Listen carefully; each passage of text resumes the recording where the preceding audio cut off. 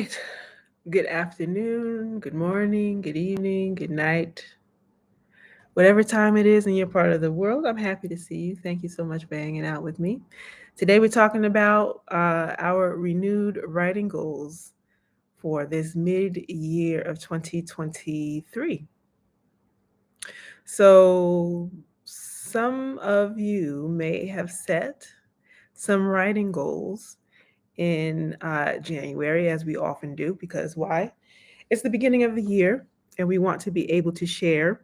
Um, we have a lot of energy around trying to be able to set up um, what it is we want to be able to do for the year, and so that's really important to us. Um, but as the year goes on, sometimes some of those goals sort of drift off into a space, and we don't give ourselves a chance to find them again. So, what's important for us to do is to rather than just say, let's chuck the whole year, why not take the mid year to be able to sort of dig up what some of those goals were and figure out whether or not those goals are still relevant to us, and perhaps even create some new goals. So that's what I'm doing for myself. Um, so I just wanted to share some of that process with you.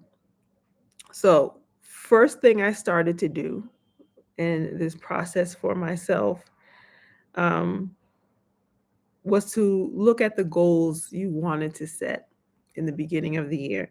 Then to stop and ask yourself, what goals have you already met?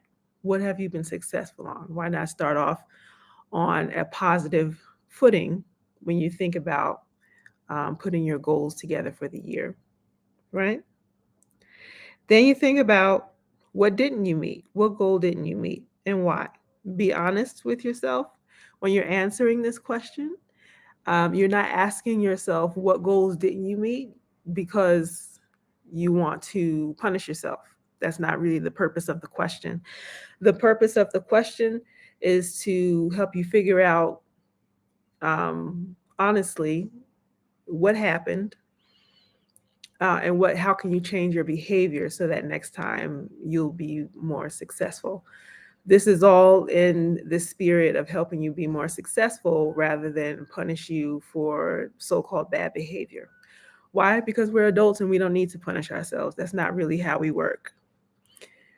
We want to be able to use positive reinforcement to be able to help us to move forward. So once you figure out what goals you've met, what goals you didn't, and why, then we can start to get into what's the one big project you want to complete before this year is over. I'm a little bit chilly. It's a cold day here in Rwanda. What's the one big project you want to complete for this year? And I'll share a couple of my own personal goals. Number one, I want to be able to publish at least 3 personal essays this year. Personal essays is something that I've always wanted to do, but for the last few years that I've been a writer, I've just been sort of like working on my own life, like in real life, so I'll have something to talk about.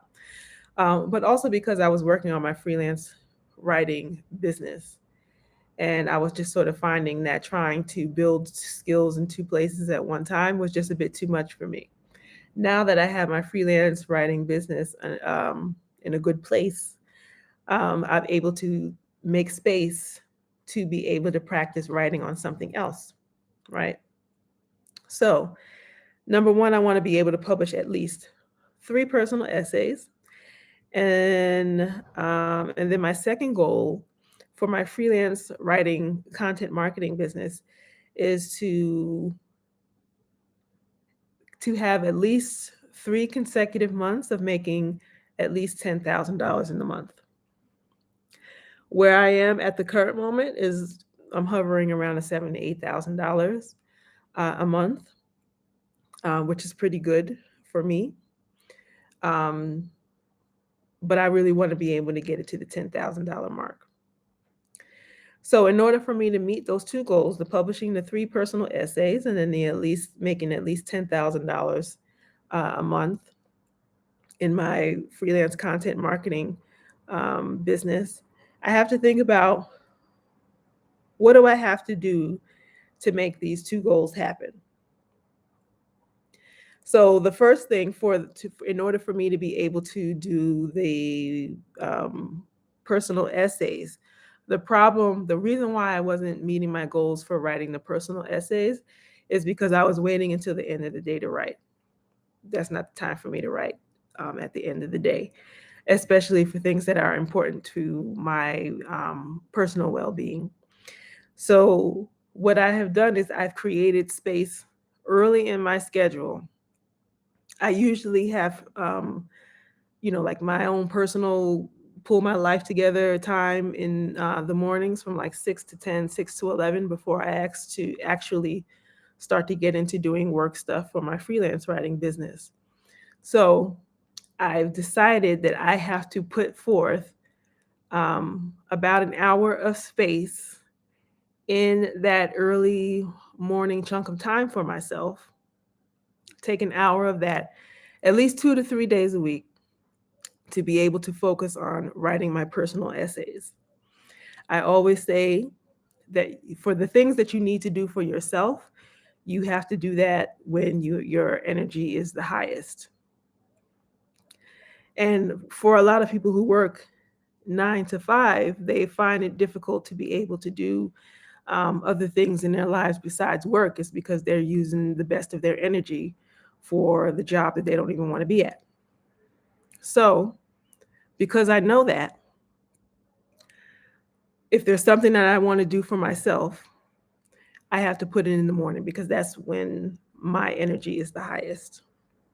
And for my marketing, for my freelance content marketing, what I have to do in order to make my 10K mark happen, number one, I'm going to have to reach out to more companies um, as far as my marketing plan is concerned. You reach out to more companies, and I looked at all the companies that I've worked with in the past 2 to 3 years, and I looked at what types of companies were paying me the most, and I'm reaching out to companies in that particular, space range.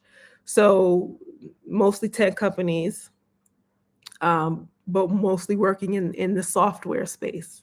So I really enjoy working with software companies in the B2B software companies space. So they do a lot of AI technology and all sorts of other things. So I'm reaching out to more of those companies and sort of getting rid of other types of companies that were not paying me as much. The goal for me is always to um, spend time working with companies who pay me the most for doing the least amount of work. So it's not necessarily, if I want to be able to make more money, I don't necessarily have to, um, it doesn't necessarily mean that I'm going to be working more hours at that particular thing. What it does mean is that I am using my time um, a little bit more, um, being a little bit more efficient with my time, is what I'm saying. I'm being a little bit more efficient with my time by paying attention to what sorts of companies pay me the most for the least amount of work, and just do more of that work. And also, rather than only offering companies um, writing work, I'm reaching out to more companies to be able to do content strategy work. I'm realizing that there's a lot of tech companies that really don't have a clue on what it is that they're doing, and they need people like myself who are um, experienced in doing content strategy, and would pay me more money to just contract me out to be able to do that part of the work for them, without having to have me on as um, a full-time worker. So I'm experimenting with that so that I can reach my $10,000 a month goal. So those are the three things that I'm doing to be able to make my goals, my writing goals happen for the year. So now I can bring it back to you. Think about what it is that you need to include in your daily plan to help you reach your writing goals. And it's not really about disciplining yourself or having the willpower to be able to do these things. It really is about changing your habits. If you have habits and rituals in your daily schedule that help you to move the needle as far as getting things done in your life, then you'll find that you'll start to meet your writing goals more often. So, the question of the day I put in the chat: what are your renewed writing goals for the year? So, if you can put that in the comment box, that would be really great. I would appreciate that. If you have a small question that you want me to create a video about, that's sort of a general question, I'm happy to do that. Just put your question below. If you want more one-on-one support with your freelance writing career, that's one of the things I'm really excited about doing, is doing more work helping people one-on-one. I'm also creating a class that'll be available sometime towards the end of the year, to be able to help people create their own freelance writing business, that you can do sort of like a part-time business, or you can do it as your full-time thing. So if you want one-on-one support, you can click on the link in the description where it says halanablack.com and freelance writer coaching. Or you can just go to my website, halanablack.com, and just click on freelance writing coaching on the menu bar. So thank you so much. Have a great day.